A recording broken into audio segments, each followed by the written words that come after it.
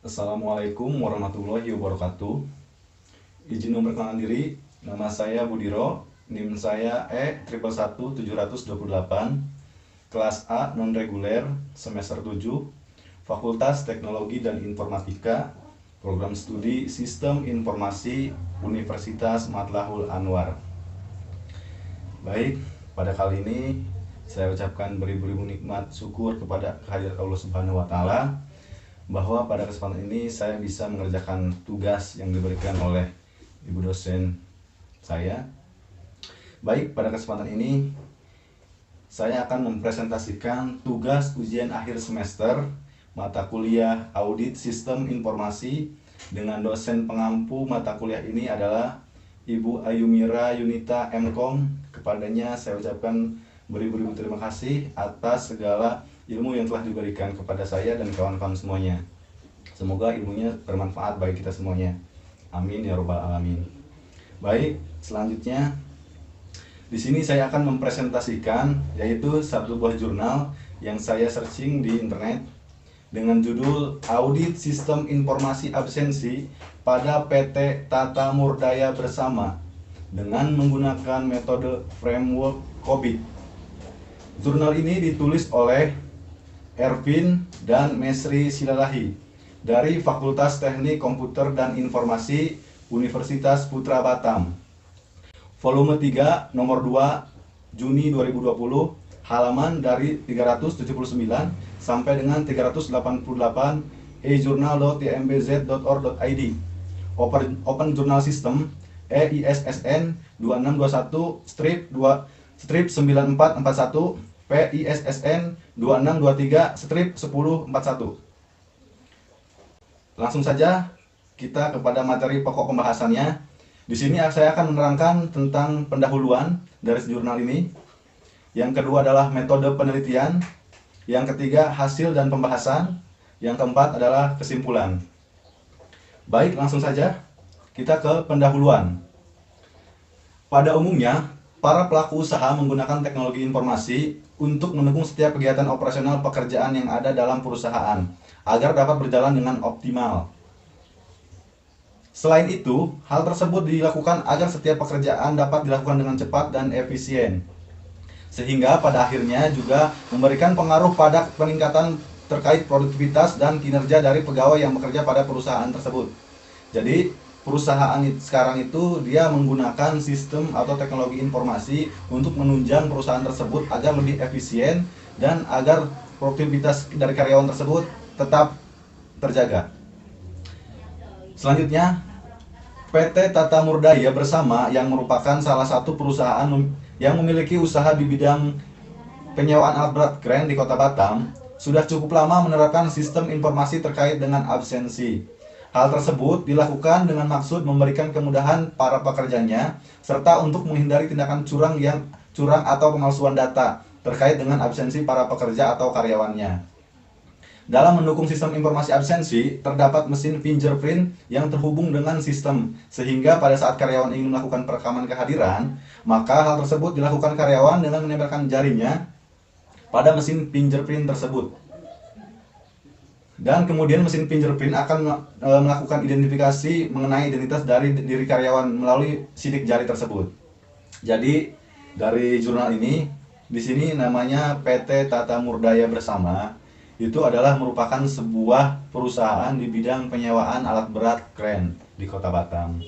Di perusahaan PT Tata Murdaya Bersama ini sudah menerapkan absensi berbasis fingerprint atau sudah berbasis elektronik, tidak manual lagi. Jadi tidak melakukan catatan dengan tulisan. Jadi ini sudah terkomputerisasi dengan mesin fingerprint, dan dari mesin fingerprint tersebut sudah terkomputerisasi pada sistem. Jadi setiap karyawan yang melakukan fingerprint atau absensi dengan fingerprint itu sudah otomatis terekam datanya di sistem tersebut. Selanjutnya,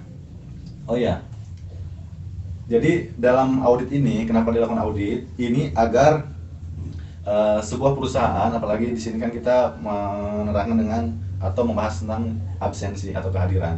Banyak sekali perusahaan walaupun sudah menggunakan fingerprint, terkadang dari sistem atau fingerprint tersebut ada kendala error atau misalkan banyak kendala dari error, dari ketidaktahuan dari karyawan tersebut, maka dilakukanlah audit sistem informasi agar dari hasil audit ini mendapatkan sebuah kesimpulan ataupun rekomendasi bagaimana harusnya si perusahaan tersebut menjalankan peraturan atau misalkan kebijakan masalah absensi tersebut, karena akan berpengaruh pada keseluruhan kinerja dari perusahaan tersebut, dari kehadiran karyawannya, ketepatan waktu, penggajian, dan lain sebagainya.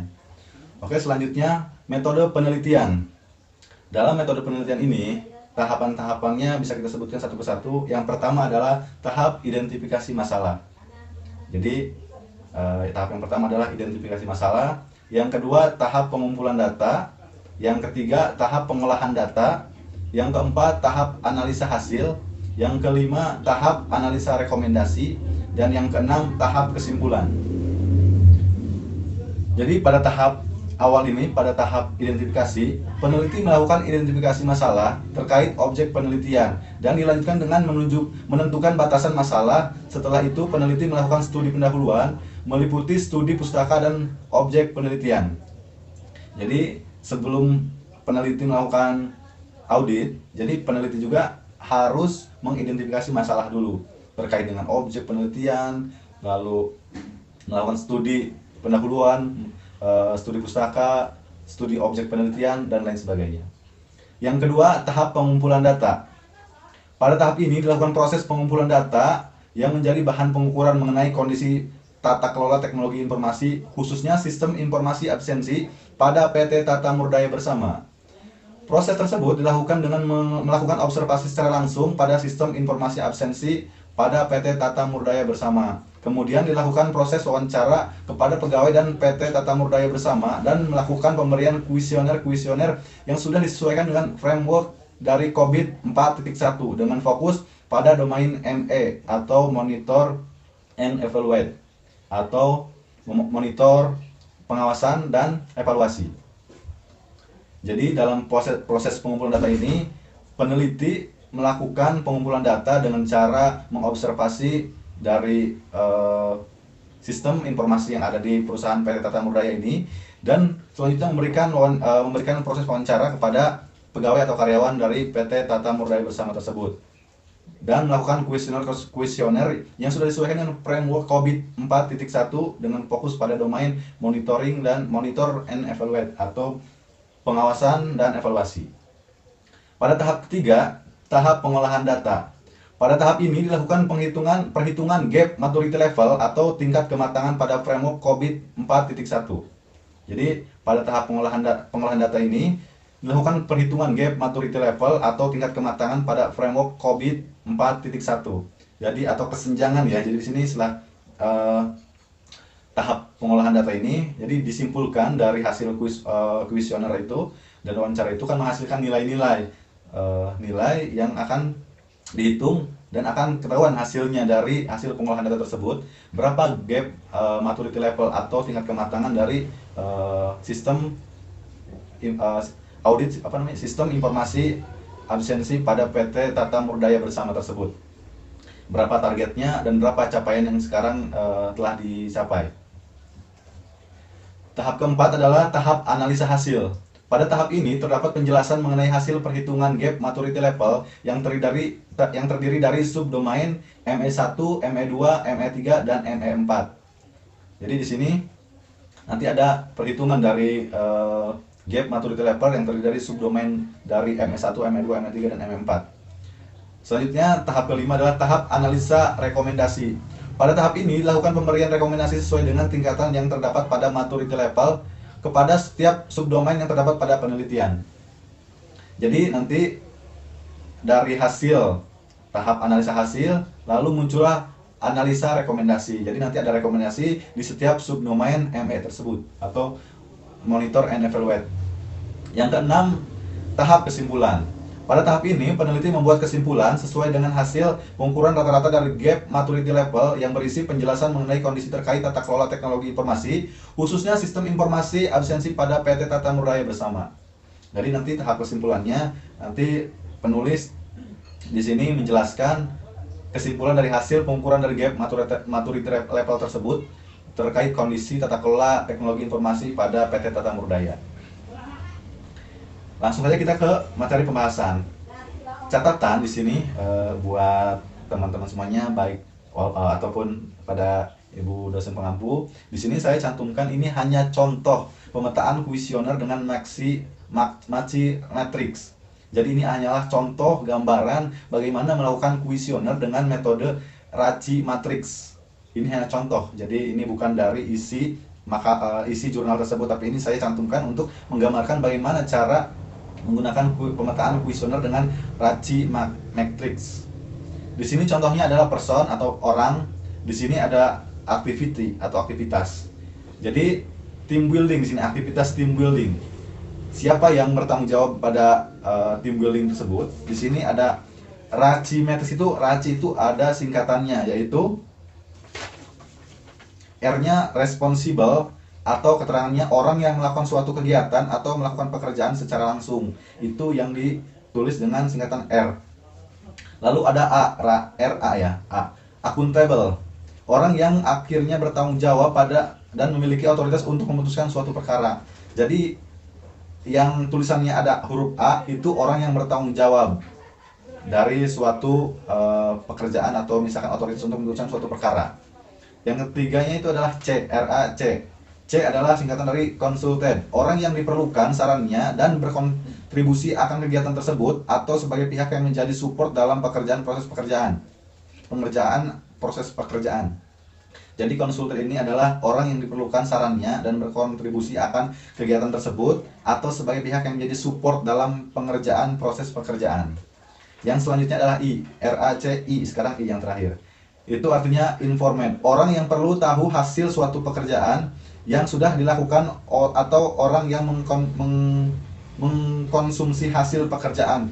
Bisa sebagai penerima informasi atau hasil pekerjaan sebagai dasar pekerjaan atau proses lainnya.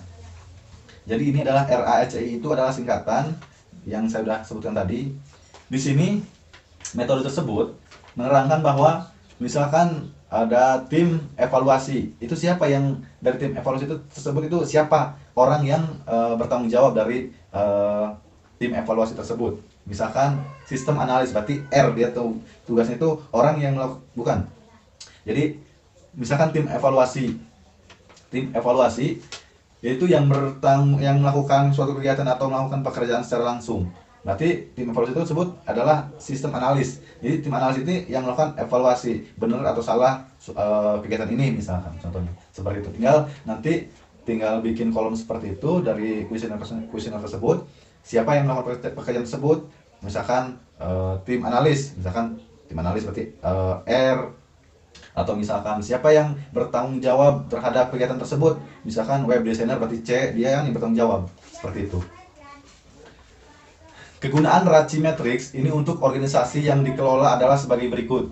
Kegunaannya itu ya, kegunaan Raci matrix itu untuk organisasi yang dikelola adalah sebagai berikut. Yang pertama, menggambarkan peran dan tanggung jawab serta tugas masing-masing departemen atau orang yang melakukan suatu pekerjaan.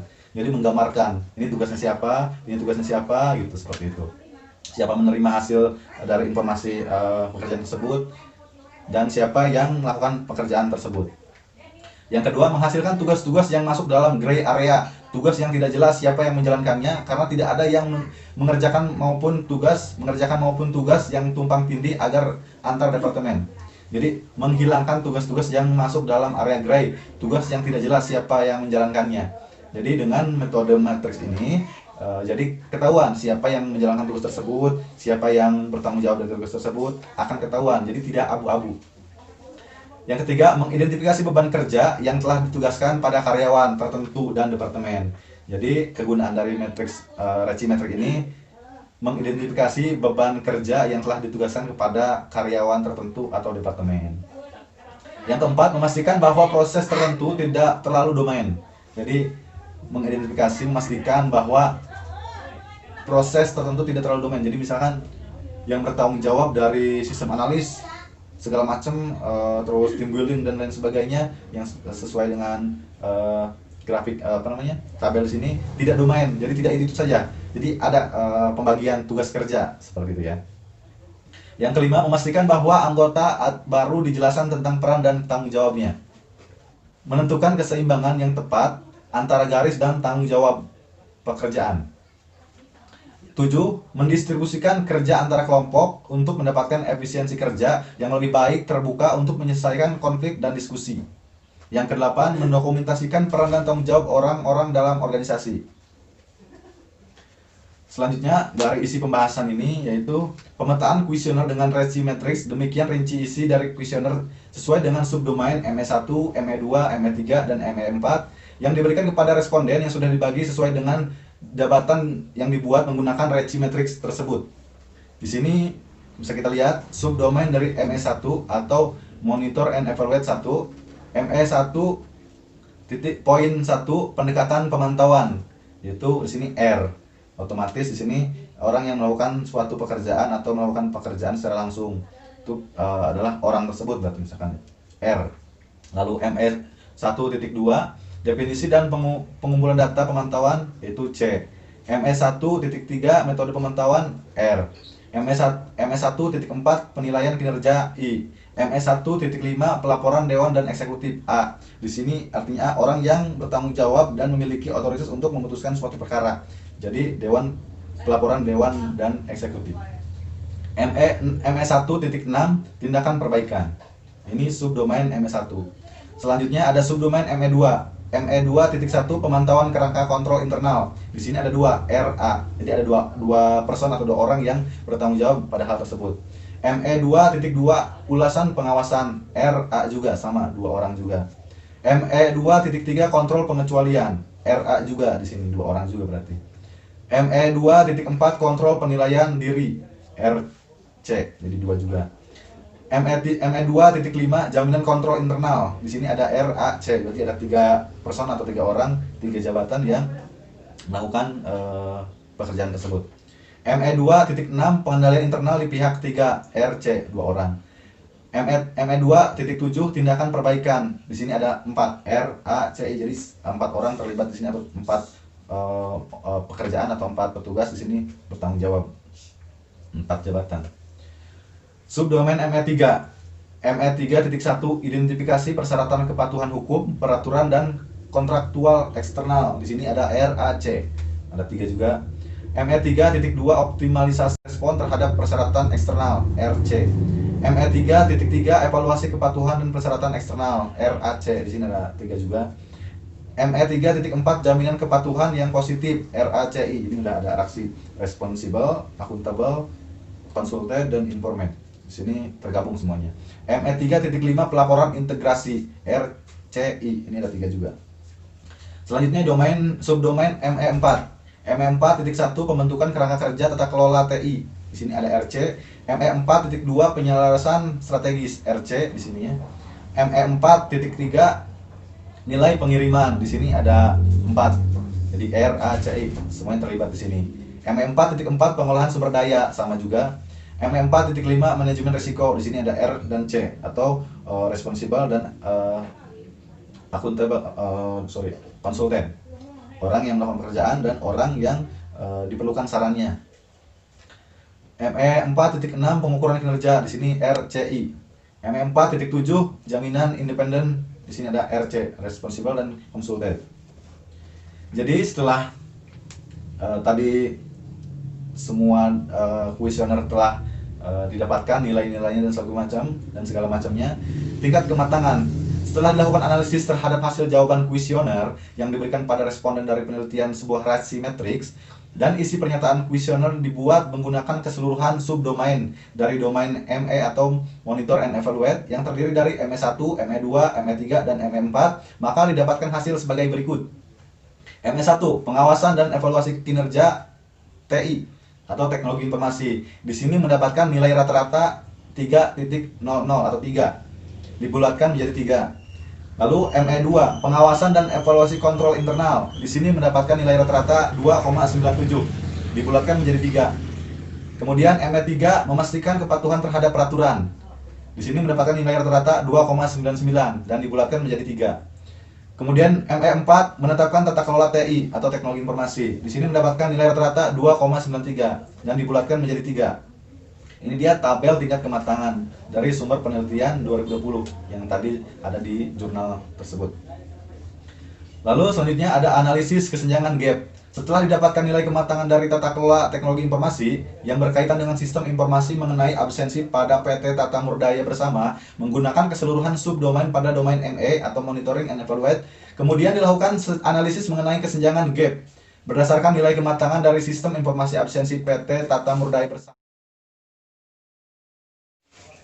dengan nilai target yang ingin dicapai sebagai berikut. Nama prosesnya itu MS1, yaitu pengawasan dan evaluasi kinerja TI. Saat ini mendapatkan nilai 3. Targetnya adalah 4. Jadi gapnya atau kesenjangannya adalah 1. Lalu ME2, pengawasan dan evaluasi kontrol internal. Saat ini mendapatkan nilai 2,97. Targetnya adalah 4. Mendapatkan gap atau kesenjangan 1,3. 1,03. ME3, memastikan kepatuhan terhadap peraturan. Di sini mendapatkan nilai 2,99. Targetnya adalah 4. Jadi mendapatkan gap atau kesenjangan 1,01. Selanjutnya ada ME4, menetapkan tata kelola TI 2,93. Targetnya adalah 4 dan di sini terdapat kesenjangan atau gap 1,07. Ini dia hasil dari tabel analisis gap atau kesenjangan dari hasil jurnal tersebut. Berdasarkan hasil rekapitulasi nilai kesenjangan dengan domain ME di atas, maka berikut representasi dengan grafik radar sebagai berikut. Maturity level. Bisa kita lihat semuanya di grafik ini, yaitu yang berwarna biru itu current maturity atau jatuh tempo level. Di sini jatuh tempo. Jadi ini kondisi saat ini, dan expected maturity, yaitu ekspektasi targetnya yang didapat. Ini dia grafiknya. Ini dia grafiknya. Chart radar maturity level sumber data penelitian 2020. Ini dari hasil jurnal yang kita bahas. Yang selanjutnya adalah rekomendasi. Rekomendasi MS1. Yang pertama adalah dalam melakukan pengawasan mengenai kinerja dari teknologi informasi, maka PT Tata Murdaya Bersama harus lebih memperhatikan kebutuhan pengguna dari sistem informasi mengenai absensi. Dilakukan pemantauan dan analisis terhadap pemrosesan sistem proyek dan dilakukan pengecekan terhadap aset misalnya setiap bulan sehingga dapat menghasilkan layanan yang optimal. Itu dia dari rekomendasi 1, poin satunya. Yang keduanya adalah PT Tata Murdaya Bersama juga harus melakukan evaluasi dan perbaikan mengenai kelayakan sistem, resiko dan infrastruktur teknologi terkait sistem informasi absensi yang digunakan agar kondisi dari tata kelola TI dapat tetap mendukung operasional pekerjaan dan bisnis perusahaan dengan optimal. Itu dia rekomendasi dari ME1 atau Monitor and Evaluate 1.1. Yang kedua, rekomendasi ME2. Poin 1 adalah PT Tata Murdaya Bersama harus lebih meningkatkan proses pengawasan internal terhadap teknologi informasi yang berkaitan dengan sistem informasi absensi. Yang kedua dari rekomendasi ini adalah PT Tata Murdaya Bersama juga harus melakukan pemeliharaan sistem yang meliputi keamanan sistem, integritas data, dan integrasi sistem untuk mengurangi permasalahan saat pengguna menggunakan sistem informasi absensi. Lalu yang ketiga adalah rekomendasi ME3. Poin pertama, PT Tata Murdaya Bersama harus melakukan evaluasi terkait dengan kondisi pengawasan mengenai hukum, peraturan dan kontrak yang berkaitan dengan tata kelola teknologi informasi untuk mengurangi permasalahan yang dapat mengganggu operasional pekerjaan di perusahaan.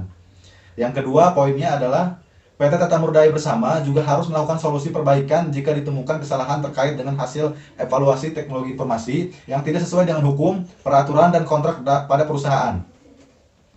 Rekomendasi ME4 yaitu poin pertama, PT Tata Murdaya Bersama harus melakukan evaluasi terkait dengan kondisi tata kelola teknologi informasi, khususnya yang berkaitan dengan sistem informasi absensi untuk mengurangi permasalahan yang dapat mengganggu operasional pekerjaan perusahaan tersebut.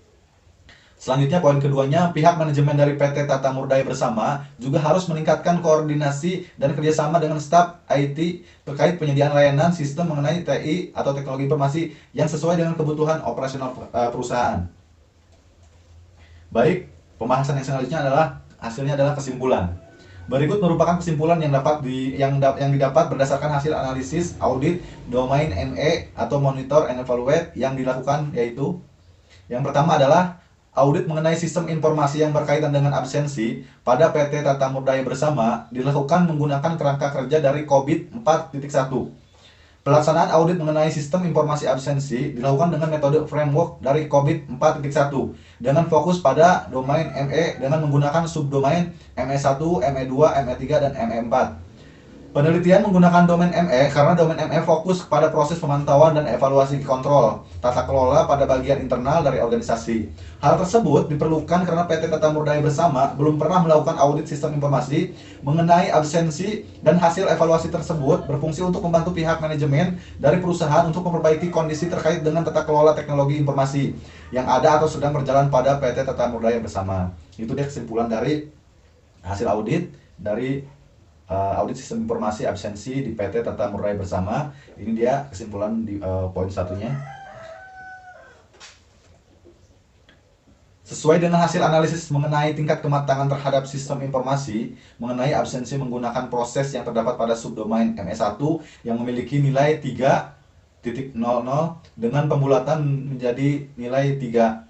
Subdomain ME2 yang memiliki nilai 2,97 dengan pembulatan menjadi 3. Subdomain ME3 yang memiliki nilai 2,99 dengan pembulatan nilai menjadi 3. Dan subdomain ME4 yang memiliki nilai 2,93 dengan pembulatan nilai menjadi 3. Dari nilai tersebut, maka kondisi dari kematangan sistem informasi absensi berada pada tingkatan 3 dengan status defined process, yang berarti PT Tata Murdaya Bersama sudah melakukan pelatihan atau komunikasi secara formal kepada karyawannya berkaitan dengan prosedur dan tanggung jawab teknologi informasi yang berkaitan dengan sistem informasi mengenai absensi, yang meliputi proses pemantauan teknologi informasi, pelaporan kinerja teknologi informasi, dan perbaikan dari teknologi informasi. Jika ada penyimpangan, pemantauan dan pelaporan kontrol pengecualian.